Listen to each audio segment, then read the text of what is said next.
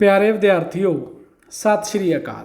स्वागत है थोड़ा मेरे यूट्यूब चैनल शिवराज ढिल्लों दे विच। चैनल को सबसक्राइब करो और नाल ही वीडियो को लाइक और शेयर जरूर करना है। असी राजनीति शास्त्र दे 12वीं जमात के दूसरे पाठ को पढ़ रहे हैं। संसदीय प्रणाली पार्लियामेंटरी मॉडल। ये तीन भागों के मैं इस पाठ को पढ़ा रहा हाँ। ये तीसरा भाग है। इस तो पहला भाग 1 भाग 2 अर्थात भाग पहला तो दूसरा दियाँ वीडियो मैं अपलोड कर चुकिया हाँ। भाग पहला दे विच संसदीय प्रणाली का अर्थ परिभाषा तो संसदीय भारतीय संसदीय प्रणाली दी विशेषतावां बारे पढ़िया और दूजे भाग दे विच भारतीय संसदीय प्रणाली नूं चुनौतियां जां खतरे बारे विस्तारपूर्वक जानकारी हासिल की है। तो भाग तीजे दे विच असीं पढ़न जा रहे हाँ भारत विच संसदीय प्रणाली क्यों अपनाई गई। असीं पहले भाग दे विच पढ़ चुके हाँ कि दो तरह की शासन प्रणाली हुंदी है, प्रधानगी ते दूसरी संसदी। भारत दे विच किहड़ी शासन प्रणाली है? संसदीय शासन प्रणाली। प्रधानगी कित्थे है? अमरीका दे विच, संयुक्त राज्य अमरीका दे विच। तो जदों साडा देश आज़ाद होया संविधान सभा ने देश के संविधान का निर्माण किया, उस समय क्यों प्रधानगी प्रणाली नहीं अपनाई गई तो संसदीय अपनाई गई? किहड़े कारण सी जिन्हां करके भारतीय संविधान निर्मातावां ने जां भारतीय संविधान सभा ने भारत विच संसदीय प्रणाली नूं अपनाया? भावें कि संविधान सभा के काफ़ी मैंबर संसदीय प्रणाली की सरकार अपनाए जाने के विरुद्ध सन, परंतु ग्रैनविल ऑस्टिन अनुसार संविधान सभा के वधेरे मैंबर संसदीय लोकतंत्री सिद्धांतां प्रति वचनबद्ध सन। इसके अपनाए जाने लई हे लिखे कारण जिम्मेवार हैं। असीं सारे जानते हाँ कि भारतीय संविधान का निर्माण लोगों द्वारा चुनी हुई एक संविधान सभा द्वारा किया गया सीगा। संविधान सभा दे विच सारे मैंबर संसदीय प्रणाली अपनाउण दे हक विच नहीं सी। कुछ मैंबरां दा कहना सी कि नहीं, भारत लई प्रधानगी प्रणाली ज़्यादा बेहतर रहेगी। ईवन कि असीं दूजे भाग दे विच ते पहले भाग दे विच पढ़ चुके हैं कि लाल कृष्ण अडवाणी अते कुछ होर विद्वान ते राजनेता वार वार इस गल ते जोर पा रहे हैं कि भारत विच संसदीय शासन प्रणाली जिहड़ी है ओह लाभकारी नहीं हो रही है ते भारत देश नूं प्रधानगी शासन प्रणाली अपनाउणी चाहीदी है। जदों संविधान का निर्माण होया सी, संविधान सभा ने यह गल निश्चित की थी कि संसदीय प्रणाली अपनाउणी है, उदों भी सारे दे सारे संविधान सभा के मैंबर संसदीय प्रणाली अपनाए जाने के हक में नहीं सी। काफ़ी विद्वानों का मनना सी, काफ़ी संविधान सभा के मैंबरों का मनना सी कि भारत में प्रधानगी प्रणाली लागू होनी चाहिए, पर ज़्यादा मैंबर संसदीय प्रणाली के हक में सन, जिस करके संसदीय प्रणाली अपनाई गई। हुण असीं डिस्कस करांगे वो किहड़े-किहड़े कारण है जिन्हां करके भारत में संसदीय प्रणाली नूं अपनाया गया। सब तो पहला पुराना तजर्बा। स्वतंत्रता अंदोलन के दौरान भारतीयों द्वारा भारत में बार बार जिम्मेवार प्रणाली की सरकार लागू करने की मंग उठाई गई सी, जो कि अंशिक रूप में अंग्रेज़ों द्वारा स्वीकार की गई सी अते 1919 अते 1935 के एक्टां अनुसार पहला राज्यों में अते फिर केंद्र में लागू की गई सी। इस तरह भारतीयों नूं संसदीय सरकार चलाउण दा कुछ तजर्बा सी। सो भारत पहला ब्रिटिशर्स का गुलाम सी, बरतानिया का गुलाम सी, तो उन्होंने भारत में संसदीय प्रणाली ही अपनाई हुई सी। 1919 दे विच एक एक्ट पास होया सीगा, फिर 1935 एक्ट पास होया। इन्हां विच भी जिहड़ा बरतानिया सी उन्होंने भारत में संसदीय प्रणाली जिहड़ी सीगी उहनूं अपनाया सी। सो भारतीय लोगों का संसदीय प्रणाली की सरकार चलाउण दा कुछ ना कुछ तजर्बा सी, क्योंकि कुछ ना कुछ भारतीय लोग इस एक्टां के अनुसार सांसद जां वख-वख अहुदियां ते काम भी करते सी। सो पुराना तजर्बा भी संसदीय प्रणाली अपनाए जाने का एक कारण सी। इस तो बाद जिम्मेवार सरकार। संसदीय सरकार नूं जिम्मेवार सरकार भी कहा गया है, क्योंकि इस विच कार्यपालिका अपने हर कार्य लई विधान मंडल के सामने जिम्मेवार हुंदी है अते विधान मंडल लोगों के सामने जिम्मेवार हुंदा है। इस तरह कार्यपालिका राज प्रबंध चलाउंदे समय सर्वजनक हितां दा ख्याल रखती है। जिम्मेवार किहनूं जिम्मेवार सरकार है?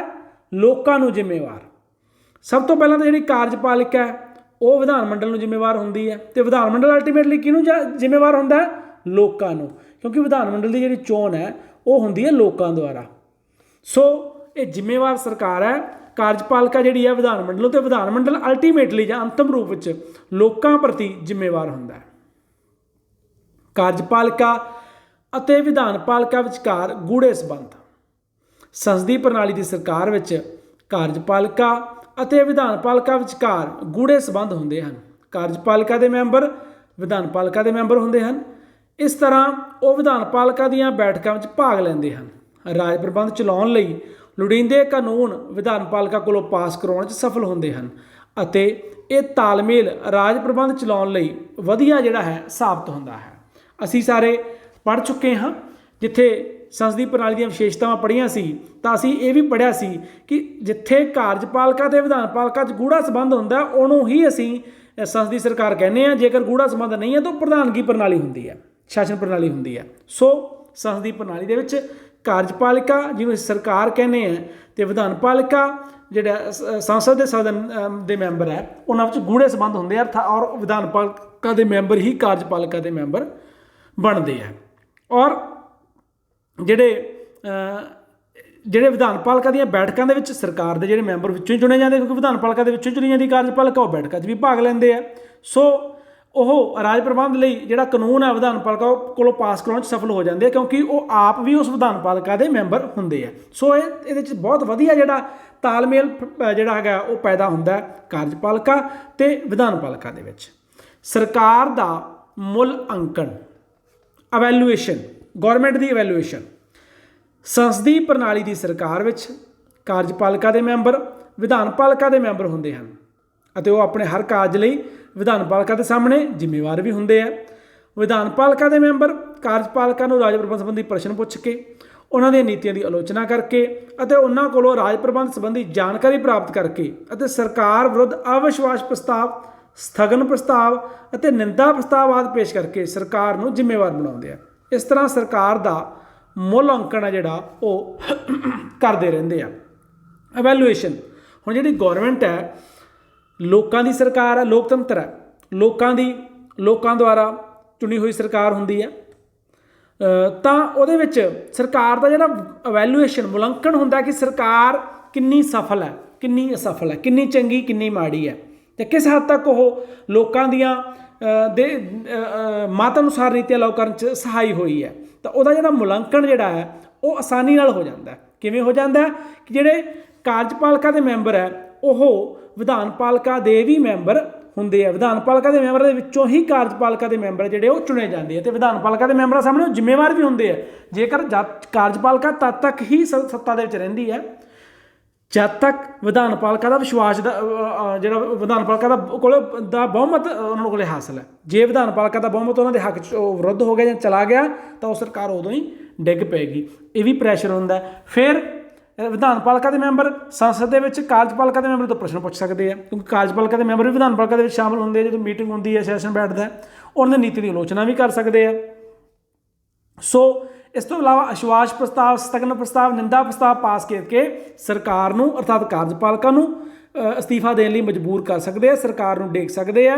ਇਸ ਲਈ ਸਰਕਾਰ ਜਿਹੜੀ ਹੈ ਉਹ ਵਿਧਾਨਪਾਲਿਕਾ ਦੇ ਦਬਾਅ 'ਚ ਕੰਮ ਕਰਦੀ ਹੈ, ਜੇ ਜ਼ਿੰਮੇਵਾਰੀ ਹੁੰਦੀ ਹੈ ਉਹਨਾਂ 'ਤੇ ਵਿਧਾਨਪਾਲਿਕਾ ਦਾ ਬਹੁਮਤ ਰੱਖਣ ਦੀ। ਅਤੇ ਇਸ ਕਰਕੇ ਜਿਹੜਾ ਹੈ ਸਰਕਾਰ ਦਾ ਜਿਹੜਾ ਐਵੈਲੂਏਸ਼ਨ ਹੈ ਉਹ ਹੋ ਜਾਂਦਾ ਹੈ ਕਿ ਕਿਹੜੀ ਸਰਕਾਰ ਜਿਹੜੀ ਹੈ ਪੂਰਾ ਸਫਲਤਾ ਤਰੀਕੇ ਨਾਲ ਕੰਮ ਕਰਦੀ ਰਹੀ ਹੈ, ਕਿਹੜੀ ਸਰਕਾਰ ਦੇ ਖਿਲਾਫ ਜ਼ਿਆਦਾ ਪ੍ਰਸ਼ਨ ਪੁੱਛੇ ਗਏ ਹੈ, ਕਿਹੜੀ ਸਰਕਾਰ ਜਿਹੜੀ ਹੈ ਉਹਦੇ ਖਿਲਾਫ ਜ਼ਿਆਦਾ ਵਿਸ਼ਵਾਸ ਜਾਂ ਸਥਗਨ ਪ੍ਰਸਤਾਵ ਪਾਸ ਹੋਏ ਹੈਗੇ ਆ। ਸੋ ਇਹਦੇ ਆਧਾਰ 'ਤੇ ਮੁਲਾਂਕਣ ਕੀਤਾ ਜਾ ਸਕਦਾ ਕਿ ਕਿਹੜੀ ਸਰਕਾਰ ਵਧੀਆ ਅਤੇ ਮਾੜੀ ਹੈ।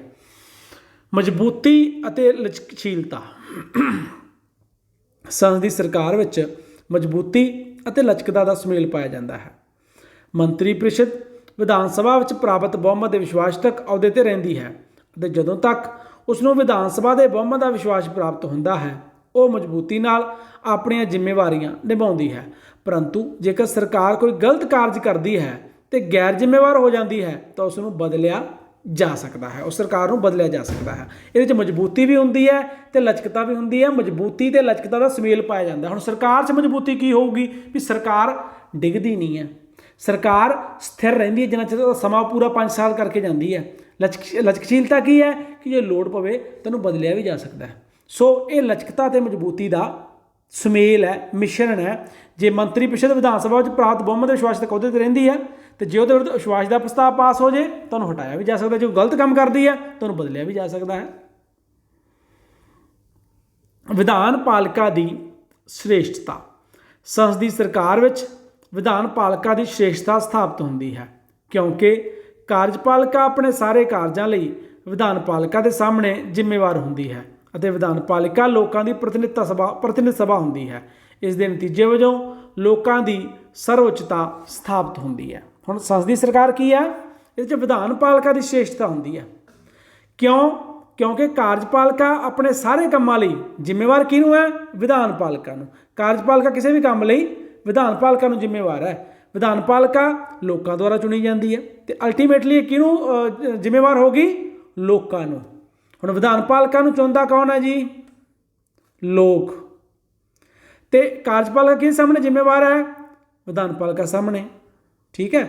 ਜੇਕਰ ਕਾਰਜਪਾਲਿਕਾ ਕੋਈ ਗਲਤ ਕੰਮ ਕਰਦੀ ਹੈ, ਵਿਧਾਨ ਪਾਲਿਕਾ ਉੱਤੇ ਕੰਟਰੋਲ ਰੱਖਦੀ ਹੈ, ਅਵਿਸ਼ਵਾਸ ਦਾ ਪ੍ਰਸਤਾਵ ਪਾਸ ਕਰ ਸਕਦੀ ਹੈ, ਨਿੰਦਾ ਪ੍ਰਸਤਾਵ ਪਾਸ ਕਰ ਸਕਦੀ ਹੈ, ਸਥਗਨ ਪ੍ਰਸਤਾਵ ਪਾਸ ਕਰ ਸਕਦੀ ਹੈ, ਕਾਰਜਪਾਲਿਕਾ ਨੂੰ ਅਸਤੀਫਾ ਦੇਣ ਲਈ ਮਜਬੂਰ ਕਰ ਸਕਦੀ ਹੈ। ਅਤੇ ਜਿਹੜੀ ਵਿਧਾਨ ਪਾਲਿਕਾ ਹੈ ਉਹ ਕੌਣ ਚੁਣਦਾ? ਲੋਕ ਚੁਣਦੇ ਆ। ਜੇਕਰ ਵਿਧਾਨ ਪਾਲਿਕਾ ਕਾਰਜਪਾਲਿਕਾ 'ਤੇ ਜ਼ਿੰਮੇਵਾਰੀ ਨਿਸ਼ਚਿਤ ਨਹੀਂ ਕਰਦੀ, ਕਾਰਜਪਾਲਿਕਾ ਨੂੰ ਉਹਦੇ ਤਰੀਕੇ ਨਾਲ ਚੱਲਣ ਲਈ ਮਜਬੂਰ ਨਹੀਂ ਕਰਦੀ, ਤਾਂ ਲੋਕ ਉਹਨੂੰ ਬਦਲ ਦਿੰਦੇ ਆ। ਸੋ ਅਲਟੀਮੇਟਲੀ ਵਿਧਾਨ ਪਾਲਿਕਾ ਹੈ ਜਿਹੜੀ ਉਹ ਲੋਕਾਂ ਦੀ ਸਰਕਾਰ ਹੈ। ਇਹਦੇ 'ਚ ਲੋਕਾਂ ਦਾ ਜਿਹੜਾ ਕੰਟਰੋਲ ਹੈ ਉਹ ਸਰਕਾਰ ਦੇ ਉੱਪਰ ਰਹਿੰਦਾ ਹੈ। ਸੰਵਿਧਾਨ ਸਭਾ ਦੇ ਮੈਂਬਰਾਂ ਦਾ ਸਮਰਥਨ। ਸੰਵਿਧਾਨ ਸਭਾ ਦੇ ਵਧੇਰੇ ਮੈਂਬਰ ਭਾਰਤ ਲਈ ਸੰਸਦੀ ਪ੍ਰਣਾਲੀ ਦੀ ਸਰਕਾਰ ਅਪਣਾਏ ਜਾਣ ਦੇ ਹੱਕ ਵਿੱਚ ਸਨ। ਡਾਕਟਰ ਕੇ.ਐਮ. ਮੁਨਸ਼ੀ ਦਾ ਵਿਚਾਰ ਸੀ ਕਿ ਭਾਰਤ ਲਈ ਸੰਸਦੀ ਪ੍ਰਣਾਲੀ ਦੀ ਸਰਕਾਰ ਵਧੇਰੇ ਢੁਕਵੀਂ ਹੈ। ਡਾਕਟਰ ਬੀ.ਆਰ. ਅੰਬੇਦਕਰ, ਪੰਡਿਤ ਜਵਾਹਰ ਲਾਲ ਨਹਿਰੂ ਆਦਿ ਮਹਾਨ ਨੇਤਾਵਾਂ ਦੁਆਰਾ ਵੀ ਭਾਰਤ ਲਈ ਸੰਸਦੀ ਪ੍ਰਣਾਲੀ ਦੀ ਸਰਕਾਰ ਅਪਣਾਏ ਜਾਣ ਦਾ ਸਮਰਥਨ ਕੀਤਾ ਗਿਆ ਸੀ। ਸੋ ਜਿਹੜੀ ਸੰਵਿਧਾਨ ਸਭਾ ਹੈ ਉਹਦੇ ਜਿਹੜੇ ਮੈਂਬਰ ਹੈ ਉਹ ਅਸੀਂ ਪਹਿਲਾਂ ਗੱਲ ਕਰ ਚੁੱਕੇ ਹਾਂ ਕਿ ਇਹ ਨਹੀਂ ਕਿ ਸਾਰੇ ਦੇ ਸਾਰੇ ਮੈਂਬਰ ਹੀ ਸੰਸਦੀ ਪ੍ਰਣਾਲੀ ਚਾਹੁੰਦੇ ਸੀ।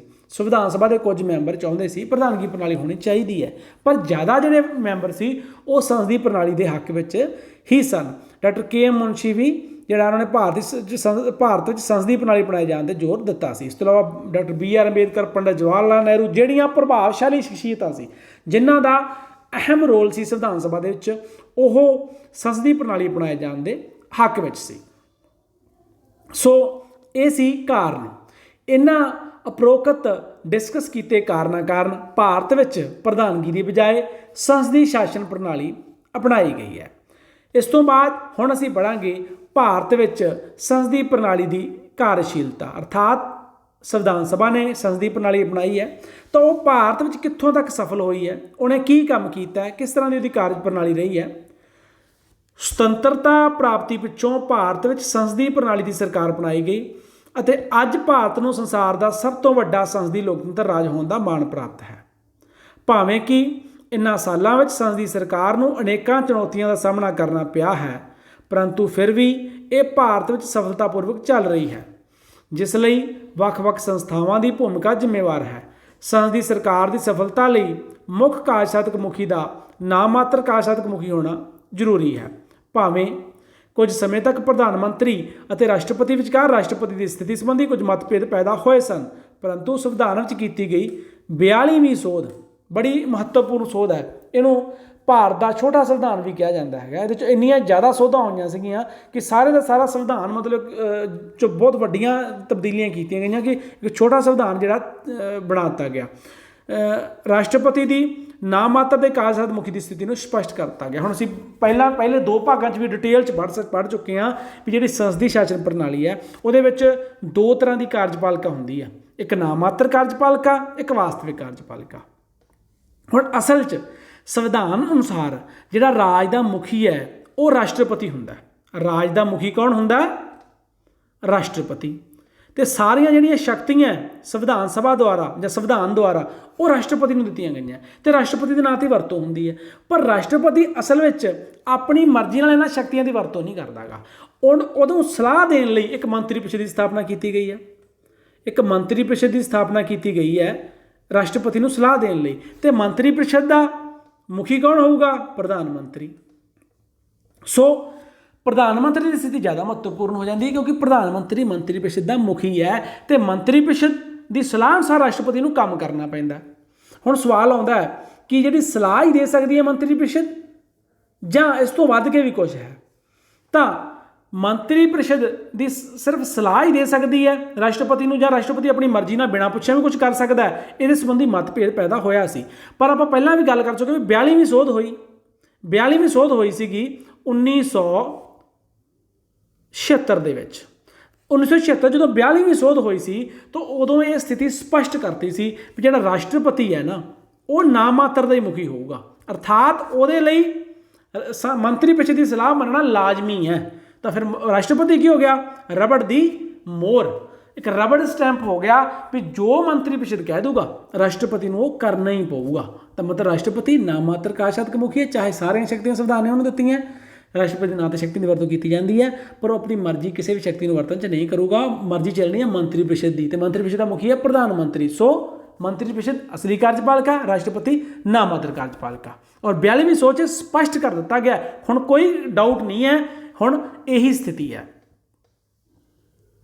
संसदीय प्रणाली की सरकार नूं सफलतापूर्वक चलाउण लई प्रधानमंत्री जिहड़ा कि वास्तविक कार्यसाधक मुखी हुंदा है दी भूमिका बहुत महत्वपूर्ण हुंदी है।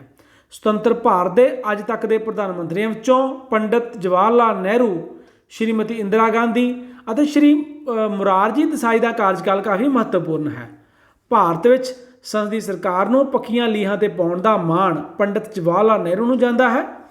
1999 तो बाद केंद्र और बहुत सारे राज्यों में मिलियां जुलियां सरकारों का दौर आरंभ होया, जिस कारण संसदीय प्रणाली की सरकार नूं अनेकों प्रकार दी जिहड़ियां समस्यावां सी उन्हां दा सामना करना पिया। हुण जिहड़ी संसदीय प्रणाली की सरकार है असली वास्तविक कार्यसाधक मुखी कौन है? प्रधानमंत्री। सो ਜਿਹੜੇ प्रधानमंत्री है, प्रधानमंत्री की जिहड़ी स्थिति है वो साडे देश दे विच ज़्यादा महत्वपूर्ण हुंदी है, खास करके जो एक राजनीतिक दल की सरकार होवे। पहला कांग्रेस का 1999 तक कांग्रेस का ही राज रहा, पंडित जवाहर लाल नेहरू रहे, फिर जिहड़े इंदिरा गांधी रहे, श्रीमती इंदिरा गांधी प्रधानमंत्री रहे। उदों जिहड़ा सीगा प्रधानमंत्री की स्थिति बहुत महत्वपूर्ण सी। हौली हौली बाद जिहड़ा है एक राजनीतिक दल को स्पष्ट बहुत मिलना बंद हो गया, क्योंकि बहुत सारे राजनीतिक दल आ गए, कई दल मिलकर सरकार बनाने लग पे। फिर प्रधानमंत्री की स्थिति थोड़ी जी कमज़ोर हो गई, क्योंकि सरकार बनाने लिए प्रधानमंत्री को या मंत्री परिषद को होर राजनीतिक दलों का भी समर्थन लेना पैंदा सी, तो उन्होंने शर्तां भी मननियां पैंदियां सीगियां। सो इस तरह की स्थिति जिहड़ी है वो रही। तो इस दे नतीजे वजों सरकार की कार्यशीलता भी व्यापक रूप से प्रभावित हुई। जो बहुत सारे राजनीतिक दल मिलकर सरकार बनाते सी तो उन्होंने गल्लां जिहड़ियां सीगियां जां उन्होंने शर्तां सीगियां वो प्रधानमंत्री को मनणियां पैंदियां सी। सरकार का निर्णय निर्माण की प्रक्रिया चुनौतियों का सामना करना पिया। प्रधानमंत्री को मंत्री परिषद का निर्माण करते समय, मंत्रियों विचकार महकमे की वंड करते समय, मंत्री परिषद के पुनर्गठन समय और गठजोड़ में शामिल दलों की इच्छा सामने झुकना पैंदा है, जिस के नतीजे वजों प्रधानमंत्री की स्थिति की हो गई कमज़ोर। परंतु 2014 में 16वीं तो 2019 17वीं लोक सभा के चोणों के नतीजे वजों केंद्र में मजबूत और स्थिर सरकार की स्थापना हुई है, क्योंकि लोक सभा में भारतीय जनता पार्टी पूर्ण बहुमत प्राप्त करने में सफल रही है। हुण इस गल मैं तुहानूं फिर तो दस दिना कि संसदीय शासन प्रणाली राष्ट्रपति नाममात्र कार्यसाधक मुखी है, मंत्री परिषद असली कार्यसाधक मुखी है। तो मंत्री परिषद का मुखी हुंदा प्रधानमंत्री। सो असली शक्ति किहदे कोले है? प्रधानमंत्री कोले। सो शक्तिशाली इंसान कौन है भारत दे विच? असल दे विच प्रधानमंत्री। सो पर प्रधानमंत्री उदों ज़्यादा प्रभावशाली तो शक्तिशाली है जदों एक राजनीतिक दल की सरकार है। जो 1999 तक कांग्रेस रही है, एक ही राजनीतिक दल है, वह मुखी है प्रधानमंत्री, वो अपनी मनमर्जी ने फैसले कर सकता सी। पर बाद में 1999 तो बाद की होया कि बहुत सारे राजनीतिक दल होने आ गए तो किसी भी एक दल को स्पष्ट बहुमत प्राप्त नहीं होंदा सीगा। जो स्पष्ट बहुमत प्राप्त नहीं होंदा सी तो सरकार बनाने जो वड्डा राजनीतिक दल होंदा सी जिहदे कोल ज़्यादा सीटां होंदियां सी, वो दूजे दलों का समर्थन लैंदा सी। तो जो राजनीतिक दल समर्थन दिंदे सी तो वो कहंदे सी भी साडे इन्ने मंत्री बनाओ, साडा आ मंत्राला सानूं दिओ, शर्तां लाउंदे सीगे, जां कोई फैसला करना कानून होना उदों भी शर्तां लाउंदे सी। तो जिहड़ा प्रधानमंत्री नूं निर्णय करन समय बाकी राजनीतिक दलों नूं भी विश्वास च लैना पैंदा सी, इसलिए वो स्थिति थोड़ी जी कमज़ोर हो गई। पर हुण की होया 2014 फिर 16वीं लोक सभा हुई सी तो भारतीय जनता पार्टी को स्पष्ट बहुमत मिलिया सी कल्ले राजनीतिक दल को। 17वीं दे विच फिर भारतीय जनता पार्टी को स्पष्ट बहुमत मिलिया। सो फिर तो 2014 16वीं तो 2019 17वीं लोक सभा जी है उन्होंने स्पष्ट बहुमत जोड़ा वो प्राप्त होने लग गया। इस तो उपरंत स्पीकर की भूमिका काफ़ी हद तक तसल्ली बख्श रही है, परंतु फिर भी स्पीकर के अहुदे नाल संबंधित अनेकों परंपरावां कायम किए जाने की लोड़ है तां जो वो संसद अपनी निरपक्ष भूमिका निभा सके। हुण जिहड़ा ਸਪੀਕਰ ਦੀ ਭੂਮਿਕਾ, ਸਪੀਕਰ ਦੀ ਚੋਣ ਹੁੰਦੀ ਹੈ ਲੋਕ ਸਭਾ ਦੇ ਸੈਸ਼ਨ ਨੂੰ ਚਲਾਉਣ ਲਈ, ਲੋਕ ਸਭਾ ਦੇ ਸੈਸ਼ਨ ਦੀ ਪ੍ਰਧਾਨਗੀ ਕਰਨ ਦੇ ਲਈ। ਤਾਂ ਸਪੀਕਰ ਦੇ ਜਿਹੜਾ ਅਹੁਦਾ ਹੈ ਉਹਦੇ ਨਾਲ ਜੁੜੀ ਜਿਹੜੀਆਂ ਪਰੰਪਰਾਵਾਂ ਭਾਰਤ 'ਚ ਸਥਾਪਿਤ ਹੋਈਆਂ ਉਹਨਾਂ ਦੇ ਵਿੱਚ ਥੋੜ੍ਹਾ ਜਿਹਾ ਸੁਧਾਰ ਦੀ ਲੋੜ ਹੈ ਕਿ ਜਿਹੜਾ ਸਪੀਕਰ ਦੀ ਚੋਣ ਕਰਨੀ ਹੁੰਦੀ ਹੈ ਸੰਸਦ ਨੇ ਦੇ ਸੈਸ਼ਨ 'ਚ, ਲੋਕ ਸਭਾ ਦੇ ਮੈਂਬਰਾਂ ਨੇ, ਉਹਦੇ 'ਚ ਜਿਹੜਾ ਰਾਜਨੀਤਿਕ ਦਲ ਹੁੰਦਾ ਉਹਦਾ ਬਹੁਮਤ ਹੁੰਦਾ ਤਾਂ ਉਹ ਆਪਣੀ ਮਰਜ਼ੀ ਦਾ ਸਪੀਕਰ ਦੀ ਚੋਣ ਵੀ ਕਰਦੇ ਹੈ ਉਹ। ਪਰ ਸਪੀਕਰ ਚੁਣੇ ਜਾਣ ਤੋਂ ਬਾਅਦ ਸਪੀਕਰ ਦਾ ਕੰਮ ਹੁੰਦਾ ਨਿਰਪੱਖ ਭੂਮਿਕਾ ਨਿਭਾਉਣਾ, ਵੀ ਕਿਸੇ ਰਾਜਨੀਤਿਕ ਦਲ ਦਾ ਮੈਂਬਰ ਨਹੀਂ ਮੰਨ ਲਓ, ਪਰ ਨਹੀਂ, ਉਹ ਜਿਸ ਰਾਜਨੀਤਿਕ ਦਲ ਦੁਆਰਾ ਚੋਣ ਕੀਤੀ ਜਾਂਦੀ ਹੈ ਉਹ ਥੋੜ੍ਹਾ ਉਹਨਾਂ ਦੇ ਪੱਖ ਦੇ ਵਿੱਚ ਜਿਹੜਾ ਹੈ ਹੁੰਦਾ ਹੈ, ਨਿਰਪੱਖ ਭੂਮਿਕਾ ਨਹੀਂ ਨਿਭਾਉਂਦਾ ਹੈ। ਇਹ ਜਿਹੜੀ ਸਹੀ ਪਰੰਪਰਾ ਭਾਰਤ 'ਚ ਪੈਦਾ ਨਹੀਂ ਹੋ ਸਕੀ ਹੈ, ਇਹਦੀ ਲੋੜ ਹੈ। ਭਾਰਤ ਵਿੱਚ ਸੰਸਦੀ ਸਰਕਾਰ ਨੂੰ ਵਿਰੋਧੀ ਦਲਾਂ ਦੀ ਭੂਮਿਕਾ ਨੇ ਵੀ ਕਾਫੀ ਨੁਕਸਾਨ ਪਹੁੰਚਾਇਆ ਹੈ। ਸੁਤੰਤਰਤਾ ਪ੍ਰਾਪਤੀ ਤੋਂ ਲੈ ਕੇ ਅੱਜ ਤੱਕ ਭਾਰਤ ਵਿੱਚ ਮਜ਼ਬੂਤ ਵਿਰੋਧੀ ਦਲ ਹੋਂਦ ਵਿੱਚ ਨਹੀਂ ਆ ਸਕਿਆ, ਜਦਕਿ ਸੰਸਦੀ ਸਰਕਾਰ ਨੂੰ ਸਫਲਤਾਪੂਰਵਕ ਚਲਾਉਣ ਲਈ ਮਜ਼ਬੂਤ ਵਿਰੋਧੀ ਦਲ ਦਾ ਹੋਣਾ ਅਤੀ ਜ਼ਰੂਰੀ ਹੈ। ਹੁਣ ਵਿਰੋਧੀ ਦਲ ਵਾਲੀ ਗੱਲ ਨੂੰ ਧਿਆਨ ਨਾਲ ਸਮਝ ਲਓ। ਸੰਸਦੀ ਪ੍ਰਣਾਲੀ 'ਚ ਜਿੱਥੇ ਰਾਜਨੀਤਿਕ ਦਲ, ਸੱਤਾਧਾਰੀ ਰਾਜਨੀਤਿਕ ਦਲ ਦਾ ਮਜ਼ਬੂਤ ਹੋਣਾ ਜ਼ਰੂਰੀ ਹੈ, ਉੱਥੇ ਵਿਰੋਧੀ ਦਲ ਦਾ ਵੀ ਮਜ਼ਬੂਤ ਹੋਣਾ ਜ਼ਰੂਰੀ ਹੈ। ਹੁਣ ਭਾਰਤ ਦੀ ਸਥਿਤੀ ਮੈਂ ਤੁਹਾਨੂੰ ਦੱਸ ਦਿੰਦਾ। ਹੁਣ 16ਵੀਂ ਲੋਕ ਸਭਾ 2014 'ਚ, 17ਵੀਂ ਲੋਕ ਸਭਾ 2019 'ਚ ਸਪਸ਼ਟ ਬਹੁਮਤ ਪ੍ਰਾਪਤ ਹੋਇਆ ਭਾਰਤੀ ਜਨਤਾ ਪਾਰਟੀ ਨੂੰ, ਅਰਥਾਤ ਜਿਹੜੀ ਸੱਤਾਧਾਰੀ ਪਾਰਟੀ ਹੈ ਉਹ ਮਜ਼ਬੂਤ ਹੈ ਅਤੇ ਵਿਰੋਧੀ ਦਲ ਕਾਂਗਰਸ ਹੈ।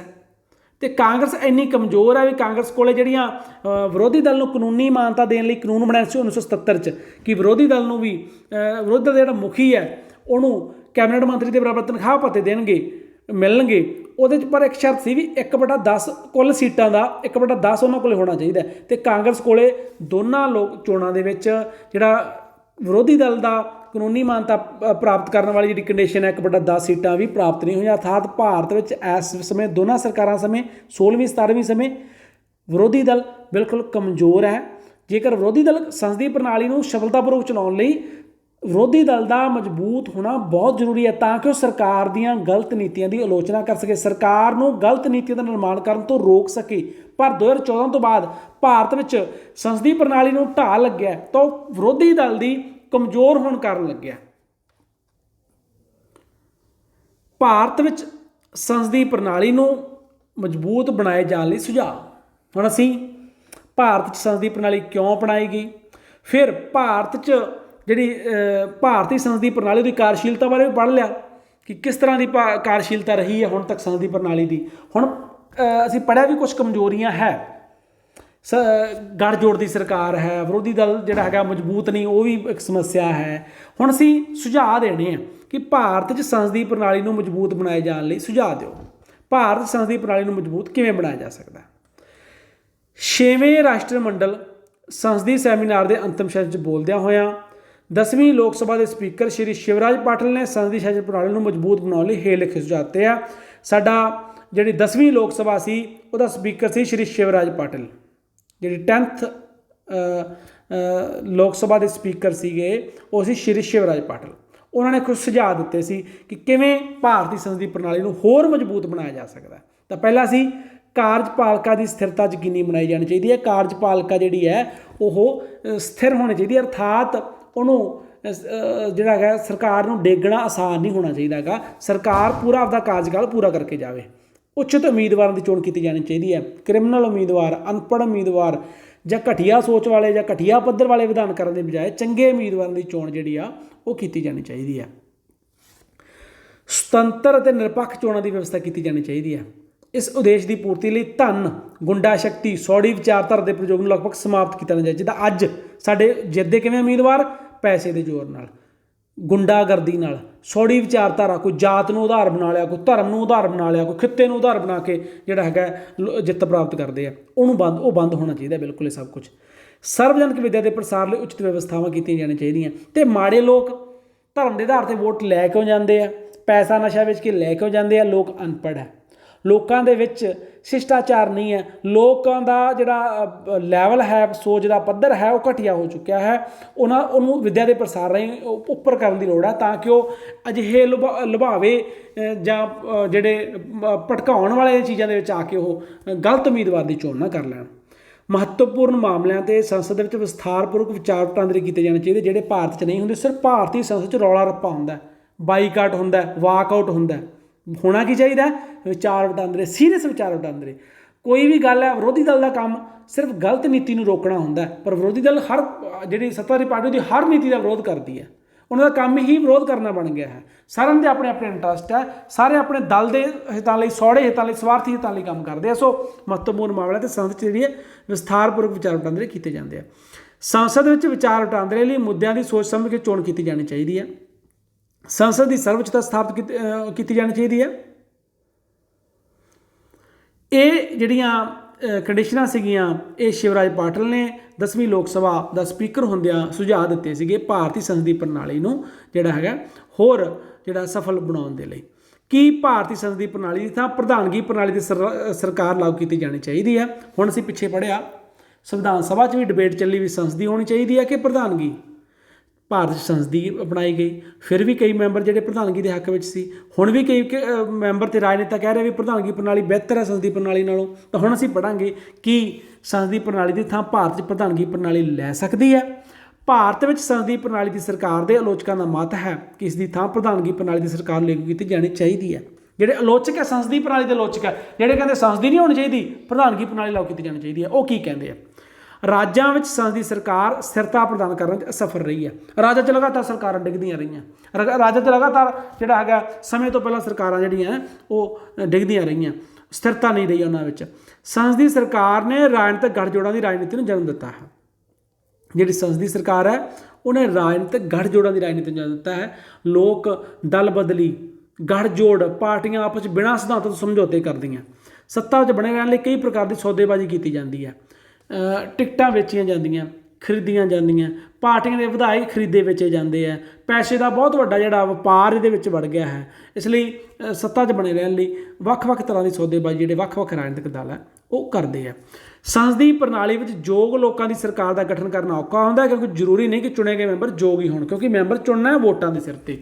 ਵੋਟਾਂ ਕਿਵੇਂ ਮਿਲਦੀਆਂ ਆਪਾਂ ਪਹਿਲਾਂ ਪੜ੍ਹ ਚੁੱਕੇ, ਧਨ ਨਾਲ, ਗੁੰਡਾਗਰਦੀ ਨਾਲ, ਸੌੜੀ ਸੋਚ ਦੇ ਪ੍ਰਚਾਰ ਨਾਲ। ਚਾਹੇ ਧਰਮ ਨੂੰ ਮੁੱਦਾ ਬਣਾ ਲਓ, ਜਾਤ ਨੂੰ ਮੁੱਦਾ ਬਣਾ ਲਓ, ਖੇਤਰ ਨੂੰ ਮੁੱਦਾ ਬਣਾ ਲਓ, ਹੋਰ ਕਿਸੇ ਘਟਨਾ ਨੂੰ ਮੁੱਦਾ ਬਣਾ ਲਓ। ਅਤੇ ਕਈ ਵਾਰੀ ਜਿਹੜੇ ਆ ਅਯੋਗ ਮੈਂਬਰ ਆ ਉਹ ਵੋਟਾਂ ਲੈਣ 'ਚ ਕਾਮਯਾਬ ਹੋ ਜਾਂਦੇ ਆ, ਅਤੇ ਯੋਗ ਮੈਂਬਰ ਇਸ ਰੌਲੇ ਦੇ ਵਿੱਚ ਆਉਂਦੇ ਹੀ ਨਹੀਂਗੇ ਜਾਂ ਉਹ ਘਟੀਆ ਰਾਜਨੀਤੀ 'ਚ ਭਾਗ ਹੀ ਨਹੀਂ ਲੈਂਦੇਗੇ, ਅਤੇ ਜਿਹੜਾ ਘਟੀਆ ਮੈਂਬਰ ਆ ਉਹ ਚੁਣਿਆ ਜਾਂਦਾ। ਬਹੁਤ ਸਾਰੇ ਰਾਜਾਂ ਦੀਆਂ ਸਰਕਾਰਾਂ ਵਿੱਚ ਸਮੂਹਿਕ ਜ਼ਿੰਮੇਵਾਰੀ ਅਤੇ ਰਾਜਨੀਤਿਕ ਇਕਰੂਪਤਾ ਦੇ ਸਿਧਾਂਤ ਦੀ ਅਣਹੋਂਦ ਪਾਈ ਜਾਂਦੀ ਹੈ। ਅਰਥਾਤ ਰਾਜਾਂ ਦੇ ਵਿੱਚ ਸਰਕਾਰਾਂ 'ਚ ਸਮੂਹਿਕ ਜ਼ਿੰਮੇਵਾਰੀ ਨਹੀਂ ਹੁੰਦੀ, ਅਰਥਾਤ ਸਾਰੇ ਮੰਤਰੀਆਂ ਦੀ ਸੋਚ ਇੱਕੋ ਜਿਹੀ ਨਹੀਂ ਹੁੰਦੀ, ਕਿ ਜ਼ਿੰਮੇਵਾਰ ਨਹੀਂ ਹੁੰਦੇ। ਕਿ ਰਾਜਨੀਤਿਕ ਇਕਰੂਪਤਾ ਅਰਥਾਤ ਕਈ ਰਾਜਨੀਤਿਕ ਦਲ ਗੱਠਜੋੜ ਦੀ ਸਰਕਾਰ ਬਣਾਉਂਦੇ ਆ, ਮਿਲ ਕੇ ਇੱਕ ਦੂਜੇ ਦੀ ਬਾਹਰੋਂ ਸਮਰਥਨ ਲੈ ਕੇ ਜਾਂ ਗੱਠਜੋੜ ਕਰਕੇ ਚੋਣ ਲੜਦੇ ਆ, ਅਤੇ ਕਈ ਰਾਜਨੀਤਿਕ ਦਲਾਂ ਦੇ ਨੇਤਾ ਹੁੰਦੇ ਆ। ਇੱਕੋ ਰਾਜਨੀਤਿਕ ਦਲ ਦੇ ਨੇਤਾ ਨੇ, ਰਾਜਨੀਤਿਕ ਇਕਰੂਪਤਾ ਦੀ ਕਮੀ ਪਾਈ ਜਾਂਦੀ, ਜਿਹੜੀ ਬਾਅਦ ਵਿੱਚ ਨੀਤੀਆਂ ਨਿਰਮਾਣ ਕਰਨ ਸਮੇਂ ਸਮੱਸਿਆ ਦਾ ਕਾਰਨ ਬਣਦੀ ਜਾਂ ਅਲੋੜੀਂਦਾ ਸਮਾਂ ਜਿਹੜਾ ਉੱਤੇ ਜਾਇਆ ਜਾਂਦਾ ਹੈ। ਸੰਸਦੀ ਸਰਕਾਰ ਦੀ ਸਫਲਤਾ ਲਈ ਲੋੜੀਂਦੀਆਂ ਸਵਸਥ ਪ੍ਰਥਾਵਾਂ ਦੀ ਭਾਰਤ 'ਚ ਅਣਹੋਂਦ ਹੈ। ਜਿਹੜਾ ਸ਼ਾਸਨ ਪ੍ਰਣਾਲੀ ਹੈ ਉਹ ਸਿਰਫ ਲਿਖਤੀ ਕਾਰਵਾਈ ਦੇ ਸਿਰ 'ਤੇ ਨਹੀਂ ਚੱਲਦੀਗੀ, ਬਲਕਿ ਕੁਝ ਪ੍ਰਥਾਵਾਂ ਹੁੰਦੀਆਂ ਜਿਹੜੀਆਂ ਜੇਕਰ ਉਹ ਪ੍ਰਥਾਵਾਂ ਸਵਸਥ ਪ੍ਰਥਾਵਾਂ ਵਿਕਸਿਤ ਹੋ ਜਾਣ ਤਾਂ ਉਹ ਸਰਕਾਰ ਕਾਮਯਾਬ ਹੋ ਜਾਂਦੀ ਹੈ। ਪਰ ਭਾਰਤ 'ਚ ਸਵਸਥ ਪ੍ਰਥਾਵਾਂ ਵਿਕਸਿਤ ਨਹੀਂ ਹੋਈਆਂ। ਹੁਣ ਇੰਗਲੈਂਡ 'ਚ ਕੋਈ ਲਿਖਤੀ ਸੰਵਿਧਾਨ ਨਹੀਂ ਹੈ, ਉੱਥੇ ਪ੍ਰਥਾਵਾਂ ਹੀ ਇੰਨੀਆਂ ਸਵਸਥ ਵਿਕਸਿਤ ਹੋਈਆਂ, ਸਫਲਤਾਪੂਰਵਕ ਸੰਸਦੀ ਸ਼ਾਸਨ ਪ੍ਰਣਾਲੀ ਕੰਮ ਕਰ ਰਹੀ ਹੈ। ਭਾਰਤ 'ਚ ਲਿਖਤੀ ਸੰਵਿਧਾਨ ਹੈ, ਇਹਦੇ ਬਾਵਜੂਦ ਵੀ ਲੋੜ ਹੈ ਕੁਝ ਪ੍ਰਥਾਵਾਂ, ਸਵਸਥ ਪ੍ਰਥਾਵਾਂ ਹੋਣ ਦੀ, ਤਾਂ ਕਿ ਭਾਰਤੀ ਸੰਸਦੀ ਪ੍ਰਣਾਲੀ ਜਿਹੜੀ ਉਹ ਕਾਮਯਾਬ ਹੋ ਸਕੇ। ਸੋ ਜਿਹੜੀਆਂ ਸਵਸਥ ਪ੍ਰਥਾਵਾਂ ਨੇ ਉਹਨਾਂ ਦੀ ਭਾਰਤ ਵਿੱਚ ਅਣਹੋਂਦ ਹੈ। ਪਰੰਤੂ ਭਾਰਤ ਪ੍ਰਧਾਨਗੀ ਪ੍ਰਣਾਲੀ ਦੀ ਸਰਕਾਰ ਲਾਗੂ ਕੀਤੇ ਜਾਣ ਦੇ ਸਮਰਥਕਾਂ ਦੁਆਰਾ ਸੰਸਦੀ ਸਰਕਾਰ ਦੇ ਵਿਰੁੱਧ ਦਿੱਤੀਆਂ ਗਈਆਂ ਦਲੀਲਾਂ ਪਿੱਛੇ ਲਿਖੀਆਂ ਦਲੀਲਾਂ ਥੋਥੀਆਂ ਅਤੇ ਬੇਬੁਨਿਆਦ ਹਨ। ਹੁਣ ਅਸੀਂ ਸੰਸਦੀ ਸ਼ਾਸਨ ਪ੍ਰਣਾਲੀ ਕਿਉਂ ਅਪਣਾਈ ਗਈ, ਇਹਦੀ ਕਾਰਜਸ਼ੀਲਤਾ ਕੀ ਹੈ, ਫਿਰ ਇਹਨੂੰ ਹੋਰ ਚੰਗਾ ਬਣਾਉਣ ਲਈ ਸੁਝਾਅ, ਅਤੇ ਨਾਲ ਹੀ ਜਿਹੜੇ ਸੰਸਦੀ ਪ੍ਰਣਾਲੀ ਦੇ ਆਲੋਚਕ ਹੈ ਉਹਨਾਂ ਦੁਆਰਾ ਸੰਸਦੀ ਪ੍ਰਣਾਲੀ ਦੀ ਆਲੋਚਨਾ ਪੜ੍ਹ ਚੁੱਕੇ ਹਾਂ, ਜਿਹੜੇ ਕਹਿੰਦੇ ਵੀ ਸੰਸਦੀ ਪ੍ਰਣਾਲੀ ਨਹੀਂ ਪ੍ਰਧਾਨਗੀ ਸ਼ਾਸਨ ਪ੍ਰਣਾਲੀ ਹੋਣੀ ਚਾਹੀਦੀ ਹੈ। ਪਰ ਸਿੱਟੇ ਦੇ ਰੂਪ ਵਿੱਚ ਅਸੀਂ ਕਹਿੰਦੇ ਹਾਂ ਕਿ ਜਿਹੜੀ ਪ੍ਰਧਾਨਗੀ ਪ੍ਰਣਾਲੀ ਲਾਗੂ ਕਰਨ ਦੇ ਜਿਹੜੇ ਸਮਰਥਕ ਹੈ ਉਹਨਾਂ ਨੇ ਜਿਹੜੀਆਂ ਦਲੀਲਾਂ ਦਿੱਤੀਆਂ ਸੰਸਦੀ ਸਰਕਾਰ ਦੇ ਵਿਰੁੱਧ, ਜਿਹੜੀਆਂ ਹੁਣ ਆਪਾਂ ਪਿੱਛੇ ਪੜ੍ਹੀਆਂ 2 ਸਲਾਈਡਾਂ ਦੇ ਵਿੱਚ, ਉਹ ਥੋਥੀਆਂ ਅਤੇ ਬੇਬੁਨਿਆਦ ਹੈ, ਕਿਉਂਕਿ ਉੱਪਰ ਲਿਖੀਆਂ ਕਮੀਆਂ ਸੰਸਦੀ ਸਰਕਾਰ ਦੀਆਂ ਨਹੀਂ ਸਗੋਂ ਇਸ ਦੇ ਚਾਲਕਾਂ ਦੀਆਂ ਹਨ। ਸੋ ਭਾਰਤ ਵਿੱਚ ਲੋੜ ਸੰਸਦੀ ਸਰਕਾਰ ਨੂੰ ਪ੍ਰਧਾਨਗੀ ਸਰਕਾਰਾਂ 'ਚ ਬਦਲਣ ਦੀ ਨਹੀਂ ਹੈ, ਸਗੋਂ ਸੰਸਦੀ ਸਰਕਾਰ ਦੀ ਸਫਲਤਾ ਲਈ ਉਚਿਤ ਵਾਤਾਵਰਣ ਪੈਦਾ ਕੀਤੇ ਜਾਣ ਦੀ ਹੈ। ਸੰਸਦੀ ਸਰਕਾਰ ਜ਼ਿੰਮੇਵਾਰ ਪ੍ਰਣਾਲੀ ਦੀ ਸਰਕਾਰ ਹੈ, ਜਿਸ ਵਿੱਚ ਸਮੇਂ-ਸਮੇਂ ਸਰਕਾਰ ਦਾ ਮੁਲਾਂਕਣ ਹੁੰਦਾ ਰਹਿੰਦਾ ਹੈ। ਇਸ ਤੋਂ ਉਪਰੰਤ ਇਸ ਸਰਕਾਰ ਵਿੱਚ ਕਾਰਜ ਸਾਧਕਾਂ ਅਤੇ ਵਿਧਾਨ ਪਾਲਿਕਾ ਵਿਚਕਾਰ ਗੂੜੇ ਸੰਬੰਧ ਹੁੰਦੇ ਹਨ, ਜਿਸ ਦੇ ਨਤੀਜੇ ਵਜੋਂ ਠੀਕ ਕਾਨੂੰਨਾਂ ਦਾ ਨਿਰਮਾਣ ਹੁੰਦਾ ਹੈ। ਸੋ ਅੰਤ ਵਿੱਚ ਅਸੀਂ ਕਹਿ ਸਕਦੇ ਹਾਂ ਕਿ ਭਾਰਤ ਲਈ ਸੰਸਦੀ ਸਰਕਾਰ ਵਧੇਰੇ ਠੀਕ ਹੈ। ਲੋੜ ਕੇਵਲ ਇਸ ਦੇ ਰਸਤੇ ਵਿੱਚ ਆਉਣ ਵਾਲੀਆਂ ਵੱਡੀਆਂ ਜਿਹੜੀਆਂ ਰੁਕਾਵਟਾਂ ਨੇ ਉਹਨਾਂ ਨੂੰ ਦੂਰ ਕਰਨ ਦੀ ਹੈ। ਸੋ ਜਿਹੜੇ ਐਂਡ ਵਿੱਚ ਅਸੀਂ ਇਹ ਕਹਿ ਸਕਦੇ ਹਾਂ ਕਿ ਜਿਹੜੀਆਂ ਆਲੋਚਕਾਂ ਨੇ ਸੰਸਦੀ ਪ੍ਰਣਾਲੀ ਦੇ ਖਿਲਾਫ ਤੇ ਪ੍ਰਧਾਨਗੀ ਪ੍ਰਣਾਲੀ ਦੇ ਹੱਕ 'ਚ ਦਲੀਲਾਂ ਦਿੱਤੀਆਂ ਉਹ ਥੋਥੀਆਂ ਤੇ ਬੇਬੁਨਿਆਦ ਹੈ, ਕਿਉਂਕਿ ਜਿਹੜੀ ਸੰਸਦੀ ਪ੍ਰਣਾਲੀ ਆ ਉਹ ਜ਼ਿੰਮੇਵਾਰ ਆ, ਔਰ ਭਾਰਤ ਵਰਗੇ ਵੱਡੇ ਲੋਕਤੰਤਰੀ ਦੇਸ਼ ਦੇ ਵਿੱਚ ਜ਼ਿੰਮੇਵਾਰ ਪ੍ਰਣਾਲੀ ਜਿਹੜੀ ਲੋਕਾਂ ਸਾਹਮਣੇ ਜ਼ਿੰਮੇਵਾਰ ਹੋਵੇ ਅਲਟੀਮੇਟਲੀ ਉਹਦੀ ਬੜੀ ਜ਼ਰੂਰਤ ਹੈ, ਤਾਂ ਕਿ ਸਰਕਾਰ ਦਾ ਮੁਲਾਂਕਣ ਹੁੰਦਾ ਰਹੇ ਅਤੇ ਨਾਲ ਹੀ ਵਿਧਾਨ ਪਾਲਿਕਾ ਅਤੇ ਕਾਰਜਪਾਲਿਕਾ 'ਚ ਗੂੜੇ ਸੰਬੰਧ ਹੋਣ। ਤੇ ਹੁਣ ਤੱਕ ਜਿਹੜੀ ਸੰਸਦੀ ਪ੍ਰਣਾਲੀ ਦੀ ਸਫਲਤਾ ਜਿਹੜੀ ਜਾਂ ਪੂਰੀ ਤਰ੍ਹਾਂ ਸਫਲ ਨਹੀਂ ਹੋ ਪਾਈ ਹੈ ਕਹਿ ਸਕੀਏ, ਜਾਂ ਭਾਰਤੀ ਸੰਸਦੀ ਪ੍ਰਣਾਲੀ ਜਿਹੜੇ ਨੁਕਸ ਰਹਿ ਗਏ ਹੁਣ ਤੱਕ, ਜਾਂ ਕੁਛ ਹੱਦ ਤੱਕ ਉਹ ਅਸਫਲ ਹੋਈ ਹੈ, ਜਾਂ ਉਸ ਹੱਦ ਤੱਕ ਸਫਲ ਨਹੀਂ ਹੋਈ ਜਿੰਨੀ ਉਮੀਦ ਕੀਤੀ ਜਾਂਦੀ ਸੀ, ਜਾਂ ਜਿੰਨੀ ਵਿਕਸਿਤ ਦੇਸ਼ਾਂ ਵਿੱਚ ਹੋਈ ਹੈ ਜਿਵੇਂ ਇੰਗਲੈਂਡ ਦੇ ਵਿੱਚ ਹੋਈ ਹੈ। ਤਾਂ ਉਹਦੇ ਵਿੱਚ ਪ੍ਰਣਾਲੀ ਦਾ ਦੋਸ਼ ਨਹੀਂ ਹੈ ਕਿ ਇੱਥੇ ਸੰਸਦੀ ਪ੍ਰਣਾਲੀ ਹੈ, ਪ੍ਰਧਾਨਗੀ ਨਹੀਂ ਹੈ, ਬਲਕਿ ਦੋਸ਼ ਕਾਹਦੇ 'ਚ ਹੈ? ਲਾਗੂ ਕਰਨ ਵਾਲਿਆਂ ਦੇ ਵਿੱਚ। ਔਰ ਜਿਹੜੇ ਜੇਕਰ ਅਸੀਂ ਇਸ ਨੂੰ ਜਿਹੜਾ ਹੈਗਾ ਚੰਗੇ ਤਰੀਕੇ ਨਾਲ ਲਾਗੂ ਕੀਤਾ ਜਾਵੇ, ਸਵਸਥ ਪ੍ਰਥਾਵਾਂ ਜਿਹੜੀਆਂ ਹੋਣ ਦੇ ਵਿੱਚ ਆਉਣ ਔਰ ਇਮਾਨਦਾਰੀ ਦੇ ਨਾਲ ਸੰਸਦੀ ਪ੍ਰਣਾਲੀ ਨੂੰ ਚਲਾਇਆ ਜਾਵੇ, ਤਾਂ ਸੰਸਦੀ ਪ੍ਰਣਾਲੀ ਹੀ ਭਾਰਤ ਲਈ ਵਰਦਾਨ ਸਾਬਤ ਹੋ ਸਕਦੀ ਹੈ। ਸੋ ਲੋੜ ਸੰਸਦੀ ਪ੍ਰਣਾਲੀ ਨੂੰ ਪ੍ਰਧਾਨਗੀ ਪ੍ਰਣਾਲੀ ਦੇ ਵਿੱਚ ਬਦਲਣ ਦੀ ਨਹੀਂ ਹੈ, ਲੋੜ ਸੰਸਦੀ ਪ੍ਰਣਾਲੀ ਦੇ ਰਸਤੇ ਵਿੱਚ ਆਉਣ ਵਾਲੀਆਂ ਰੁਕਾਵਟਾਂ ਨੂੰ ਦੂਰ ਕਰਨ ਦੀ ਅਤੇ ਇਹਨੂੰ ਸਫਲ ਤਰੀਕੇ ਦੇ ਨਾਲ ਚਲਾਉਣ ਦੀ ਹੈ। ਸੋ ਇਹ ਸੀ ਸਾਡਾ ਅੱਜ ਦਾ ਟੌਪਿਕ, ਜਿਹਦੇ ਵਿੱਚ ਅਸੀਂ ਭਾਰਤੀ ਸੰਸਦੀ ਪ੍ਰਣਾਲੀ ਦੇ ਅੱਜ ਟੌਪਿਕ ਨੂੰ ਖਤਮ ਕਰ ਦਿੱਤਾ ਹੈ। ਇਹਦੇ 3 ਭਾਗ ਮੈਂ ਅਪਲੋਡ ਕੀਤੇ ਆ, ਭਾਗ ਪਹਿਲਾ, ਦੂਜਾ, ਤੀਜਾ। ਕੰਪਲੀਟ ਲੈਸਨ ਸਾਡਾ 3 ਵੀਡੀਓ ਦੇ ਵਿੱਚ ਜਿਹੜਾ ਕਵਰ ਹੋ ਗਿਆ ਸਾਰਾ ਪੂਰਾ, ਔਰ ਇਸ ਦੇ ਪ੍ਰਸ਼ਨਾਂ ਉੱਤਰਾਂ ਦੀ ਜਿਹੜੀ ਵੀਡੀਓ ਹੈ ਮੈਂ ਉਹ ਅਲੱਗ ਤੋਂ ਅਪਲੋਡ ਕਰ ਦੂੰਗਾ। ਉਮੀਦ ਹੈ ਅੱਜ ਦਾ ਲੈਸਨ ਜਿਹੜਾ ਹੈ ਤੁਹਾਨੂੰ ਸਮਝ ਆਇਆ ਹੋਵੇਗਾ, ਤੁਸੀਂ ਕਾਫੀ ਜਾਣਕਾਰੀ ਇਸ ਤੋਂ ਹਾਸਲ ਕੀਤੀ ਹੋਵੇਗੀ। ਤੁਸੀਂ ਇਹ 3 ਵੀਡੀਓ ਨੂੰ ਵਾਰ-ਵਾਰ ਦੇਖ ਕੇ ਆਪਣੀ ਤਿਆਰੀ ਕਰ ਸਕਦੇ ਹੋ। ਜੇਕਰ ਫਿਰ ਵੀ ਤੁਹਾਨੂੰ ਕੋਈ ਕਨਫਿਊਜ਼ਨ ਹੈ ਤੁਸੀਂ ਕਮੈਂਟ ਬਾਕਸ 'ਚ ਲਿਖ ਸਕਦੇ ਹੋ, ਮੈਂ ਤੁਹਾਡੀ ਕੁਐਰੀਜ਼ ਦਾ ਜਵਾਬ ਦੇ ਦਿਆਂਗਾ। ਥੈਂਕ ਯੂ, ਧੰਨਵਾਦ, ਸ਼ੁਕਰੀਆ।